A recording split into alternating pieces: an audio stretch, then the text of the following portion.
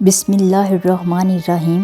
قارون حضرت موسیٰ علیہ السلام کے چچا یسر کا بیٹا تھا۔ بہت ہی شکیل اور خوبصورت آدمی تھا، اس لیے لوگ اس کے حسن و جمال سے متاثر ہو کر اس کو منور کہا کرتے تھے۔ اس کے ساتھ ساتھ اس میں یہ کمال بھی تھا کہ وہ بنی اسرائیل میں تورات کا بہت بڑا عالم تھا اور بہت ہی ملنسار اور بااخلاق انسان تھا، اور لوگ اس کا بہت ہی ادب اور احترام کیا کرتے تھے۔ لیکن بے شمار دولت اس کے ہاتھ میں آتے ہی اس کے حالات میں ایک دم تغیر پیدا ہو گیا، اور سامری کی طرح منافق ہو کر حضرت موسیٰ علیہ السلام کا بہت بڑا دشمن ہو گیا اور اعلیٰ درجے کا متکبر اور مغرور ہو گیا۔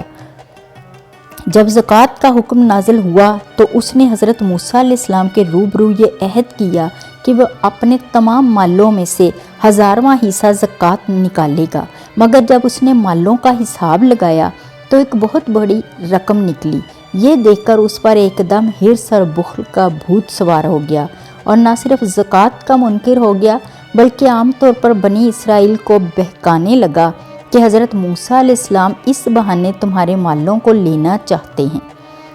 یہاں تک کہ حضرت موسیٰ علیہ السلام سے لوگوں کو برگشتہ کرنے کے لیے اس خبیث نے یہ گندی اور گھناؤنی چال چلی کہ ایک عورت کو بہت زیادہ مال و دولت دے کر آمادہ کر لیا کہ وہ آپ پر بدکاری کا الزام لگائے۔ چنانچہ عین اس وقت جب حضرت موسیٰ علیہ السلام وعظ فرما رہے تھے، قارون نے آپ کو ٹوکا کہ فلاں عورت سے آپ نے بدکاری کی ہے۔ حضرت موسیٰ علیہ السلام نے فرمایا کہ اس عورت کو میرے سامنے لاؤ۔ چنانچہ وہ عورت بلائی گئی تو حضرت موسیٰ علیہ السلام نے فرمایا، اے عورت، اس اللہ کی قسم جس نے بنی اسرائیل کے لیے دریا کو پھاڑ دیا اور عافیت اور سلامتی کے ساتھ دریا کو پار کرا کر فرعون سے نجات دی، سچ سچ کہہ دے کہ واقعہ کیا ہے۔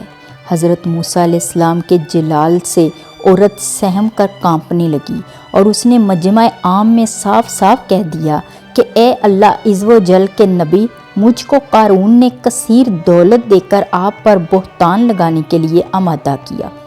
اس وقت حضرت موسیٰ علیہ السلام آپ دیدہ ہو کر سجدہ شکر میں گر پڑے، اور بحالت سجدہ آپ نے یہ دعا مانگی کہ یا اللہ، قارون پر اپنا قہر اور غضب نازل فرما۔ پھر آپ نے مجمع سے فرمایا کہ جو قارون کا ساتھی ہو وہ قارون کے ساتھ ٹھہرا رہے، اور جو میرا ساتھی ہو وہ قارون سے جدا ہو جائے۔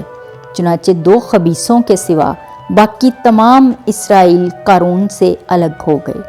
پھر حضرت موسیٰ علیہ السلام نے زمین کو حکم دیا کہ اے زمین، تو اس کو پکڑ لے، تو قارون ایک دم گھٹنوں تک زمین میں دھنس گیا۔